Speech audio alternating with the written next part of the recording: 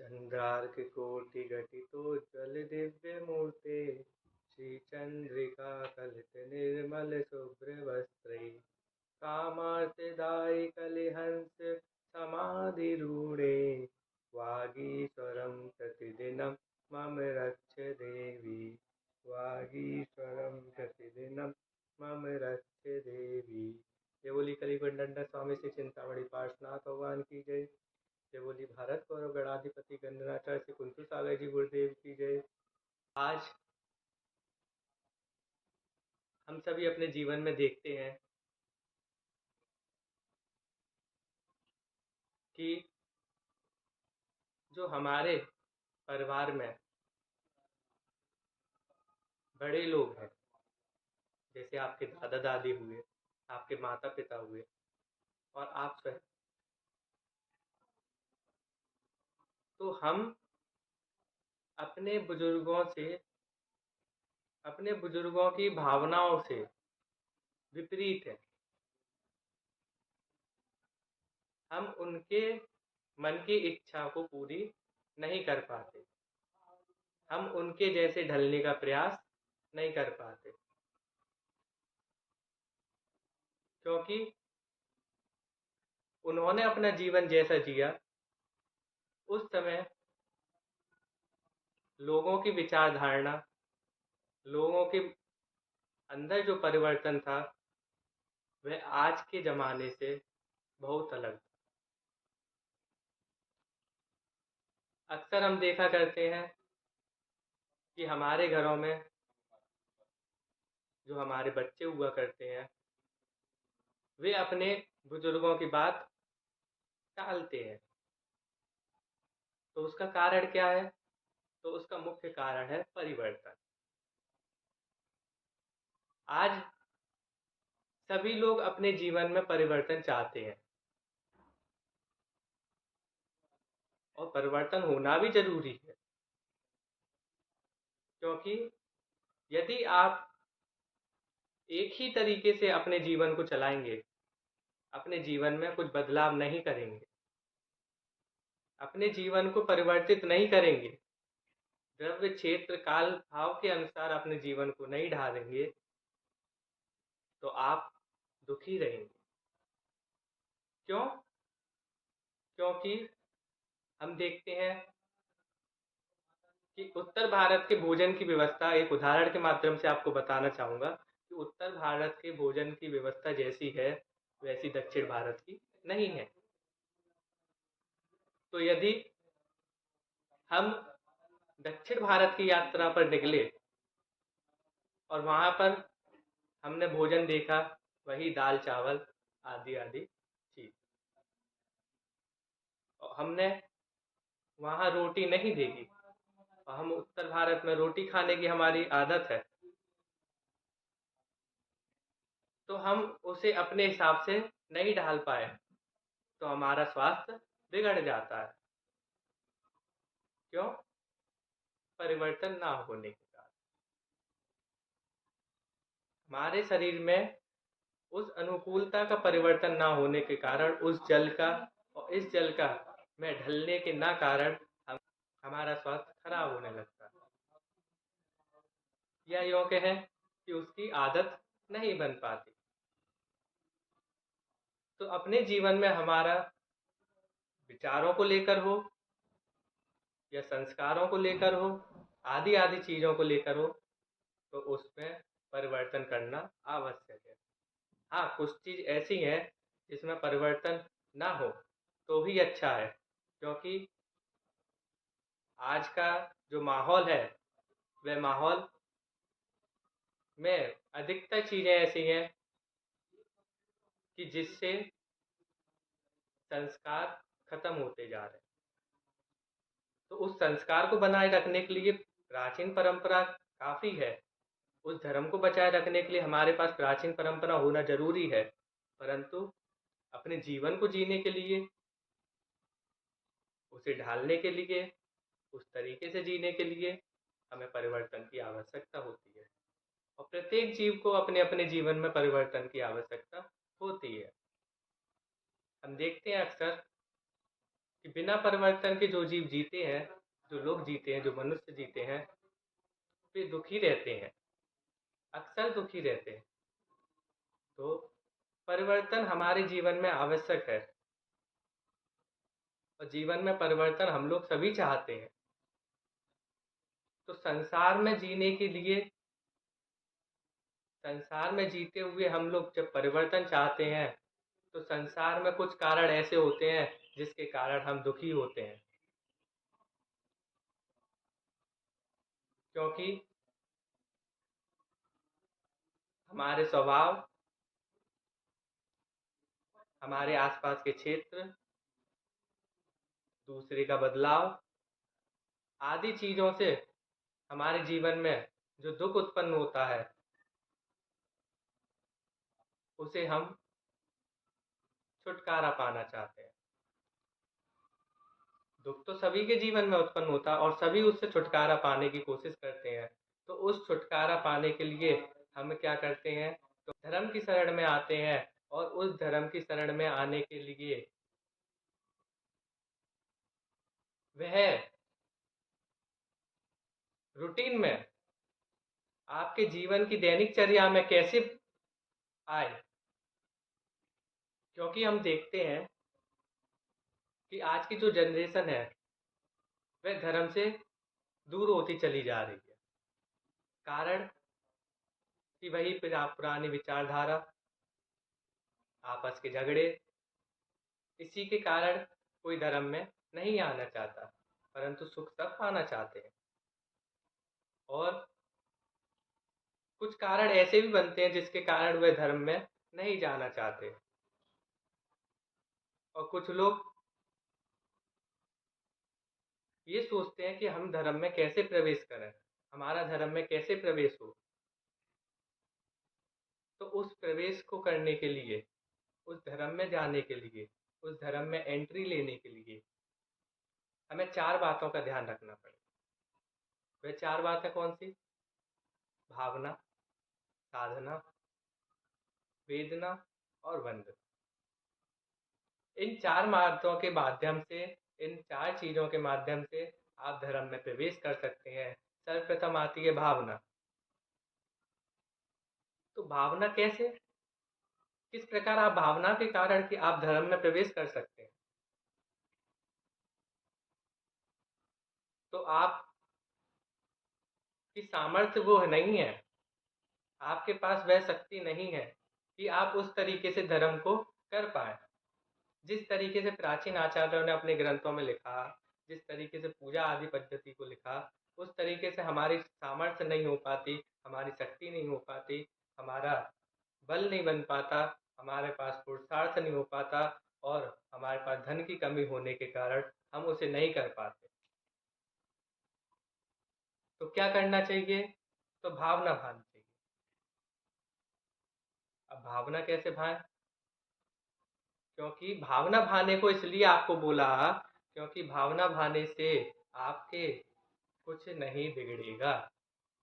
ना आपका खर्चा होगा, ना आपका कोई पुरुषार्थ लगने वाला है, सिर्फ मन के विचारों को बदलना। तो भावना भाकर हम अपने जीवन में धर्म का प्रवेश कर सकते हैं। तो भावना किस प्रकार की होनी चाहिए? जैसे हम देखते हैं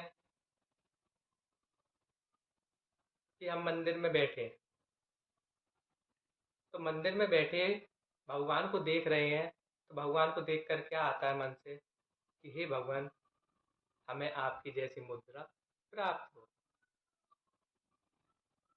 हम आपके जैसा बनना चाहें, हम आपके मार्ग पर चलें, ऐसा वो दिन हमें भी दिखलाए। ये भावना हमें डेली प्रतिदिन भानी चाहिए।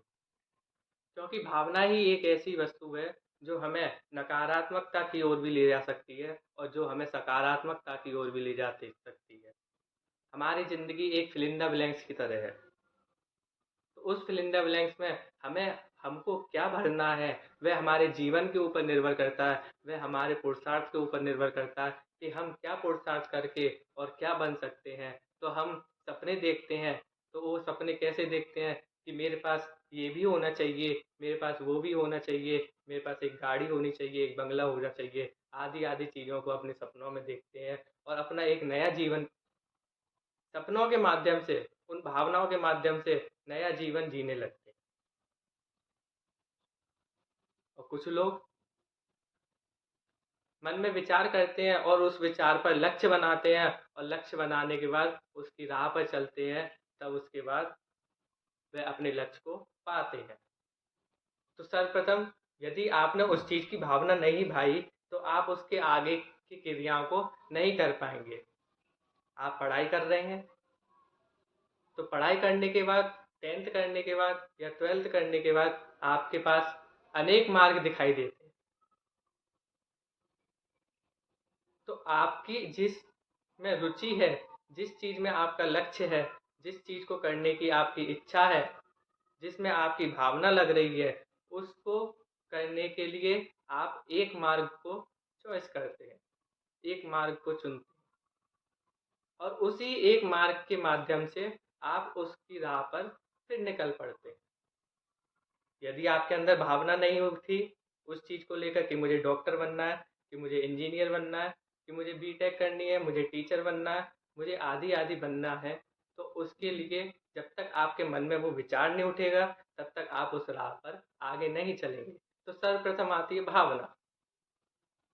यदि भावना आपके मन में है तो आप जीवन में अपने लक्ष्य को निश्चित रूप से पा सकते हैं। जैन धर्म के सिद्धांत में हम एक कथा भी सुनते हैं कि उसने भावनाओं के माध्यम से अपने जीवन का लक्ष्य पूर्ण किया। तो वो कौन था? वो एक मेढक था। आपने मेढक की कथा तो सुनी ही होगी कि वे मेढक अपने मन में भावना भाता है। जब महावीर भगवान का समूसण उस नगरी में आया और वह मन में भावना भाता है कि मैं भी भगवान के समूसण में जाऊंगा और एक पुष्प को तोड़कर, कमल पुष्प को तोड़कर लेके जाता है और जाते ही जाते रास्ते में उसके हाथी के नीचे आकर मृत्यु हो जाती है। परंतु उसकी भावना, उसके भाव कैसे थे? तो पुण्य की वृद्धि करने वाले उसके भाव थे। तो उस पुण्य की वृद्धि करने के कारण उसे देवत्वपना प्राप्त हुआ और वह जिस राजा श्रेणिक के हाथी के नीचे आकर मरा था, वह राजा श्रेणिक जब तक उस समूसण में पहुंचता है उससे पूर्व ही वह देव पर्याय को पाकर उस समूसण में जाकर बैठ जाता है। तो भावना ही हमारे संस्कार को बढ़ाने का कार्य करती है। भावना ही हमें जीवन जीने की कला सीखने का और उसे आगे बढ़ने की प्रेरणा देती है। तो भावनाओं के माध्यम से ही हम अपने जीवन में धर्म का प्रवेश कर सकते हैं। हम देखते हैं कि हमारी जिनवाणियों में मेरी भावना, 12 भावना और 16 कारण भावना के कारण इन सबको पढ़ा जाता है। क्यों पढ़ा जाता है? सिर्फ अपने विचारों को सकारात्मक करने के लिए, अपने विचारों को धर्म में लगाने के लिए, अपने विचारों को आगे बढ़ाने के लिए। यदि भावना नहीं होगी तो आपको उसकी प्रेरणा कैसे मिलेगी? एक माँ अपने बेटे को लेकर जा रही थी स्कूल। रास्ते में वे दोनों देखते हैं कि एक छोटा सा बच्चा कूड़े में से अपनी जो यूज में सामग्री आती है उसे उठा रहा। वे दोनों देखते हैं और माँ बेटे से बोलती है कि बेटा देख, जिस प्रकार ये कूड़ा बीन रहा है, कूड़ा उठा रहा है, यदि तू नहीं पढ़ेगा तो तुझे भी ऐसे ही कूड़ा उठाना पड़ेगा। और उसके मन में भय उत्पन्न कर देती है। किस चीज का? पढ़ाई का। यदि तू नहीं पढ़ेगा तो तेरे जीवन में भी ऐसी कठिनाइयां आएंगी। और वे दोनों निकल जाते हैं। अगले दिन उसी बिल्डिंग के दूसरे माँ बेटे वहां से निकलते हैं और वो दोनों भी वही क्रिया देखते हैं जो उस दिन हो रही होती है, तो वह माँ अपने बेटे को कहती है, देख बेटा, ये कितनी छोटी उम्र में यहाँ पर ऐसा कार्य कर रहा है।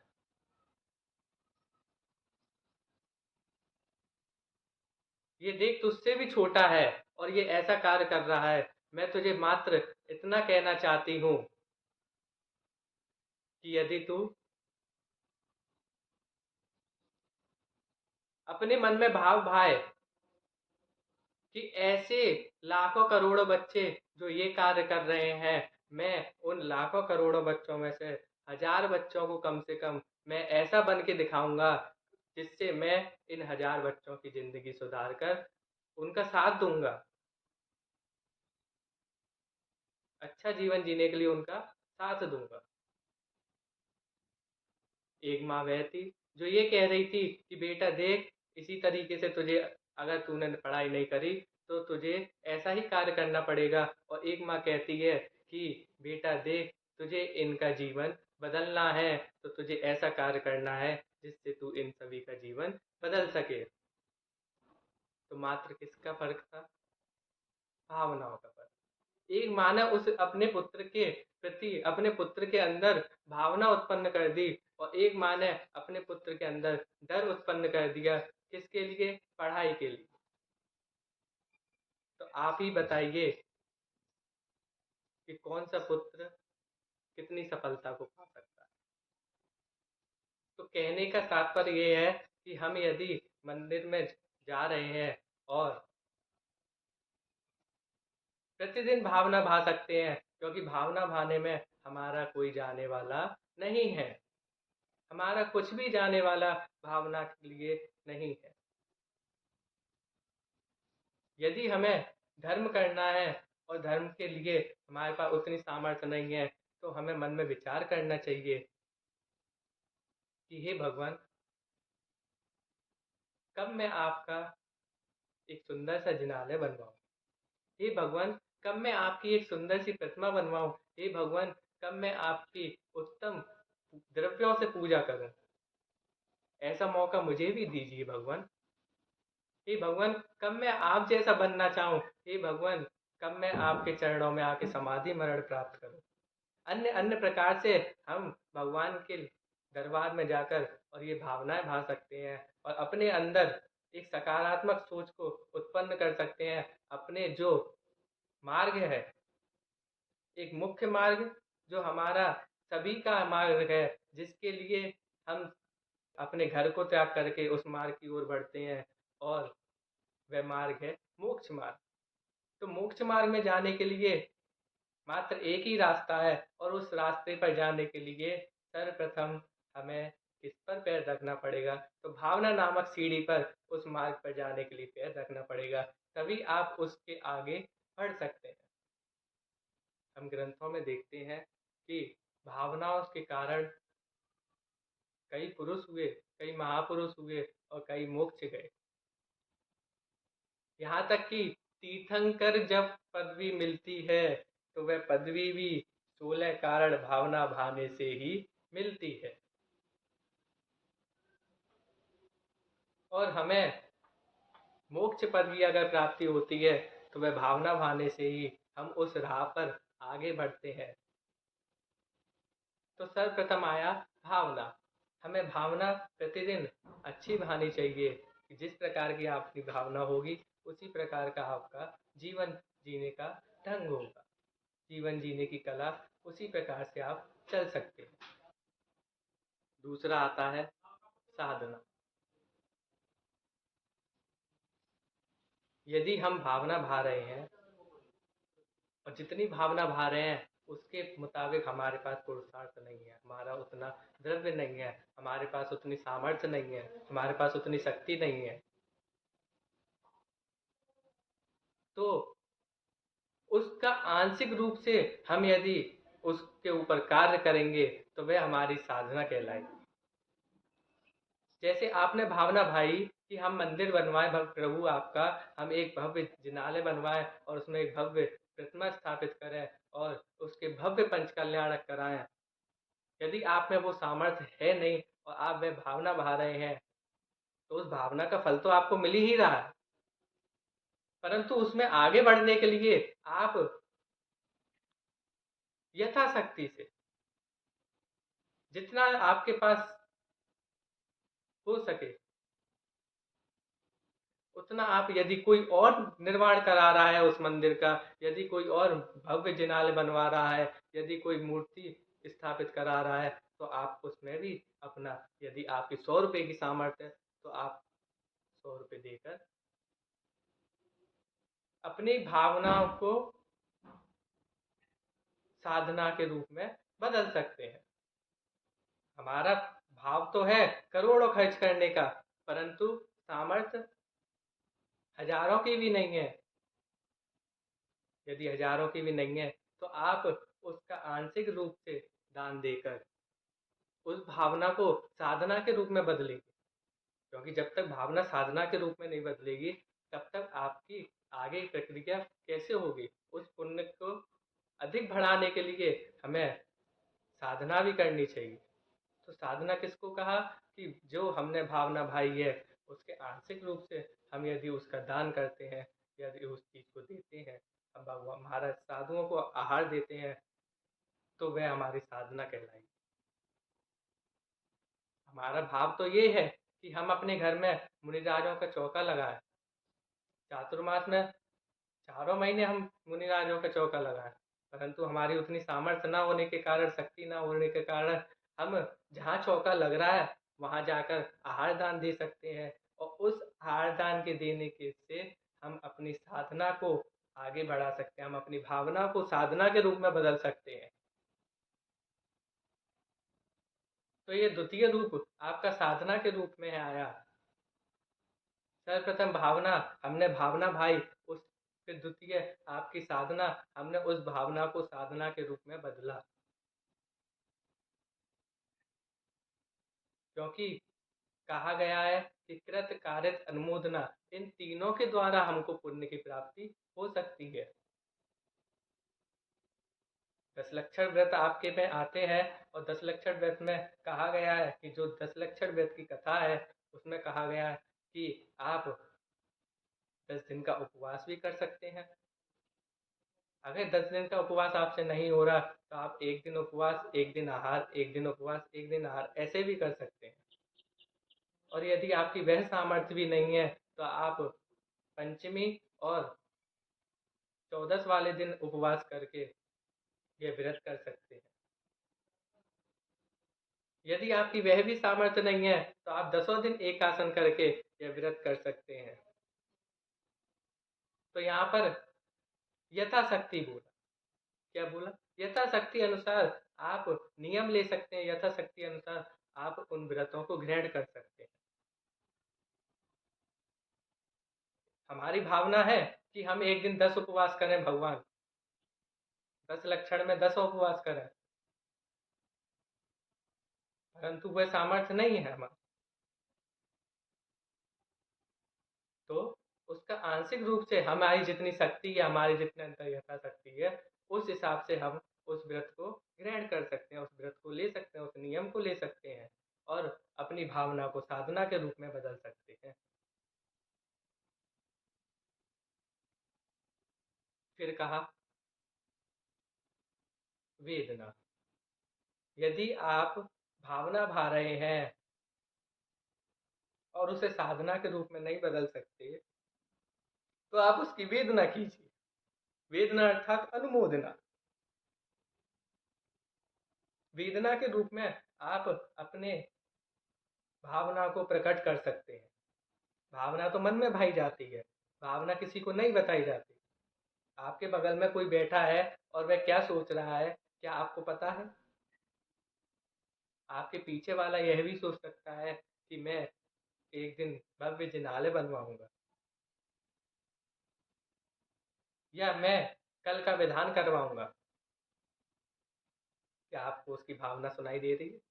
नहीं। क्यों? क्योंकि भावना मन में भाई जाती है, और अनुमोदना दिल से की जाती है, मुखार बिंदु से की जाती है, अपने अंतर कोणों से की जाती है, अपने पूरे शरीर से की जाती है। और वह कैसे की जाती है? प्रसन्न चित्त होकर। जब हमारा मन सामने की वाले की प्रतिक्रिया देखकर, सामने वाले के पुण्य कर्म को देखकर हमारा मन उत्तेजित हो, हमारी आत्मा उत्तेजित हो, हमारी आत्मा प्रसन्न चित्त हो, और उस प्रसन्न चित्ता को हम अपने मुखार बिंदु से उसके सामने उसकी प्रशंसा करते हैं, वह अनुमोदना कहलाती है। तो ऐसी वेदना को करके, ऐसी अनुमोदना को करके हम पुण्य को भी कमा सकते हैं।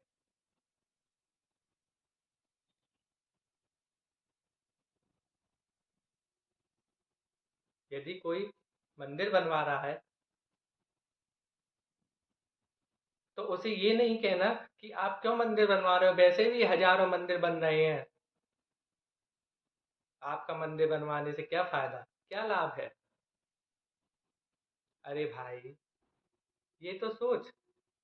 यदि तेरे मन में ये विचार आए भी है तो तू उसे कब कह रहा है? जब उसने मंदिर बनवाना स्टार्ट कर दिया, आधा मंदिर बन भी चुका। सर्वप्रथम ऐसे विचार आते हैं मन में तो हम उससे कहते नहीं है, तो उससे नहीं कहेंगे तो हमारा कोई फायदा नहीं है, क्योंकि आपके मनों की, आपकी अंतस की भावना खराब हो रही है, आपका ही पाप का बंद हो रहा है ये भावना भाने से।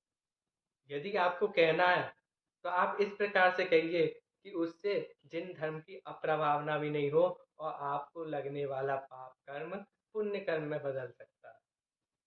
आप उससे ये भी कह सकते हैं कि भाई, नया मंदिर नहीं बनवाने की जगह आप पुराने मंदिरों का जीर्णोद्धार कराइए। जहाँ पर हमारी परंपरा चल रही है, जहाँ पर हमारे प्राचीन मंदिर हैं, उनका जीर्णोद्धार करा के उनको सुरक्षित कीजिए। वहाँ पर नई प्रतिमा विराजमान कराइए, वहाँ पर समाज को जोड़िए। ऐसे करके आप अपने पाप को पुण्य रूप बदल सकते हैं।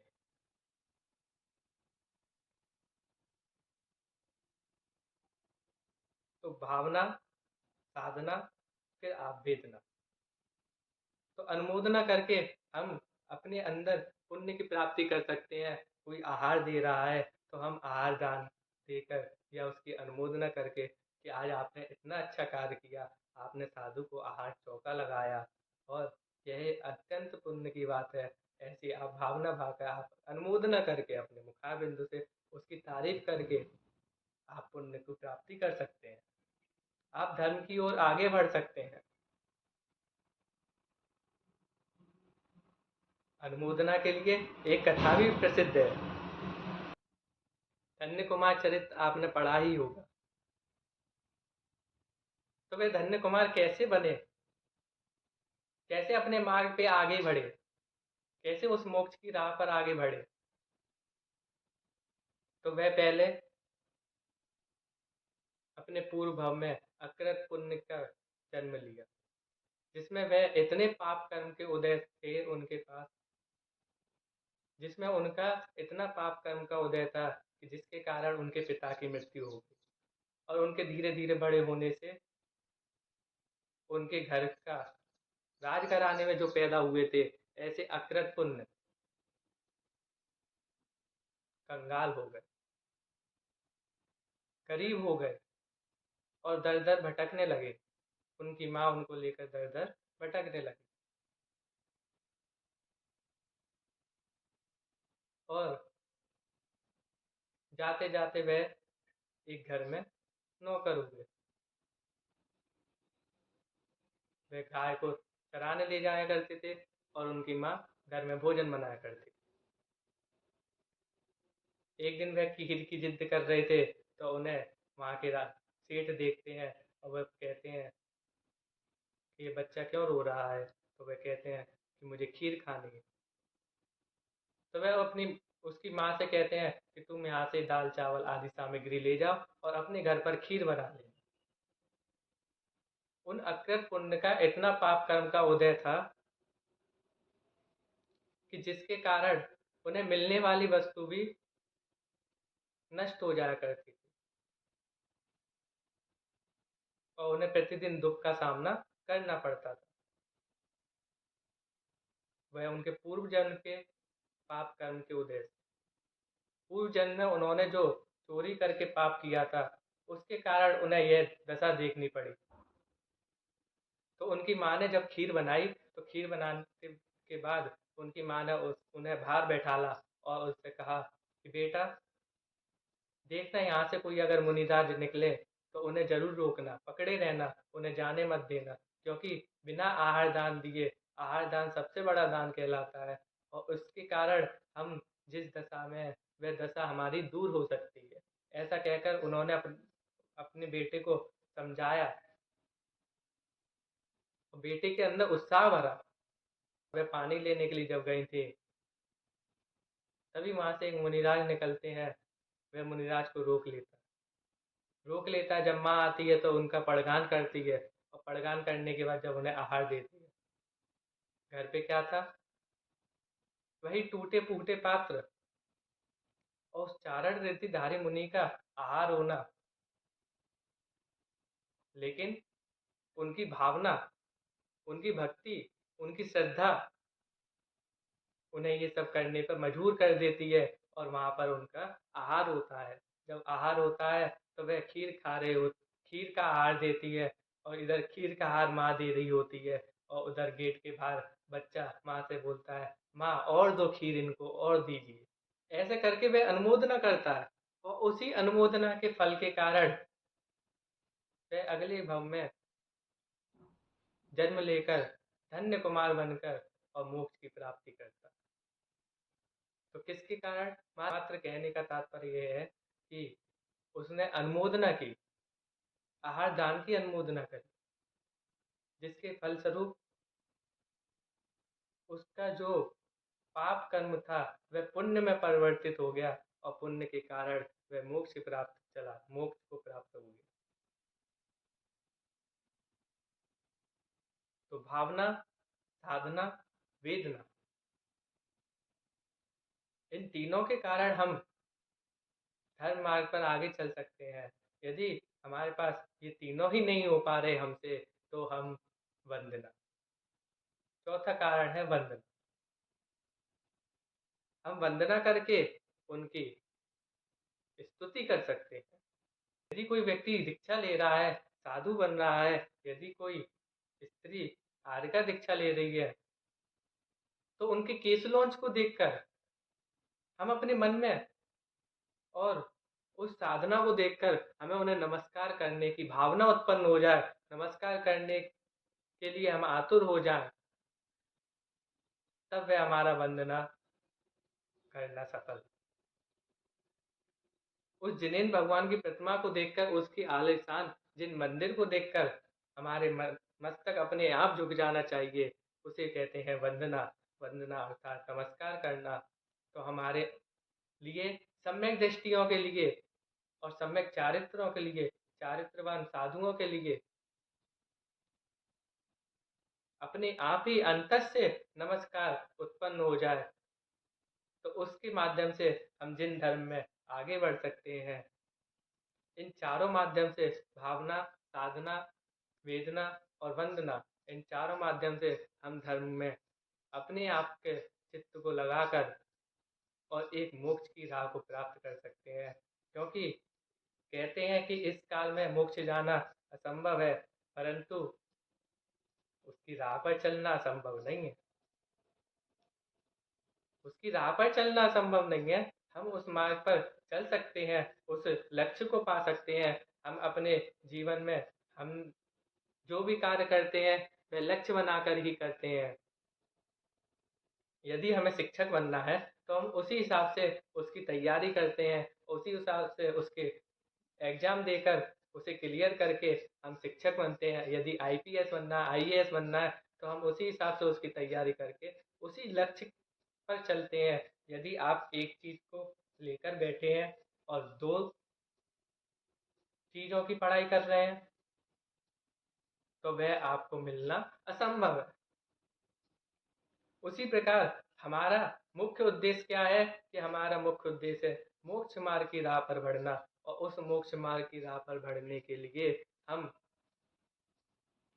इन भावना, साधना और वेदना और वंदना, इन चारों के माध्यम से हम उस धर्म की राह पर, उस मार्ग पर आगे बढ़ सकते हैं, और उसे उसमें बढ़कर हम जिन धर्म में अपने जीवन को लगा सकते हैं, और उस मोक्ष को पाने के लिए यदि हमारे पास सामर्थ्य नहीं है साथ, तो इन चारों चीज़ों के माध्यम से आप अपने जीवन को धन्य कर सकते हैं, और इसके माध्यम से आप एक परंपरा से मोक्ष की प्राप्ति भी कर सकते हैं।